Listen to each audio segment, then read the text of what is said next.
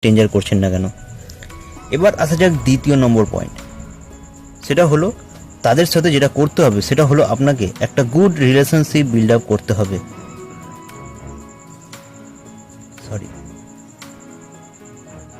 একটা good relation কিন্তু আপনাকে বিল্ড আপ করতে হবে। সেটা কীভাবে? আপনি যে সোশ্যাল মিডিয়ার যে নামটা নিয়েছেন অথবা যদি আপনি নাম্বার কালেক্ট করেছেন সেই নাম্বারটায় তার সাথে যোগাযোগ করুন। তার সাথে আস্তে আস্তে আপনি কি করতে হবে? ফ্রেন্ডশিপ তৈরি করতে হবে। দেখুন, স্ট্রেঞ্জার করাটা কিন্তু একটা লং টার্ম প্রসেস। আপনি যদি মনে করেন যে আপনি হঠাৎ করে কাউকে দেখেছেন তাকে ইনভাইট করে ফেলবেন, তার মধ্যে কিন্তু 90% চান্সেস থাকে আপনার নো হওয়ার। হ্যাঁ, হয়তো 10% চান্স থাকছে সেখানে ইয়েস হওয়ার, কিন্তু আপনি বাকি 90%টা তো স্কিপ করে যাচ্ছেন।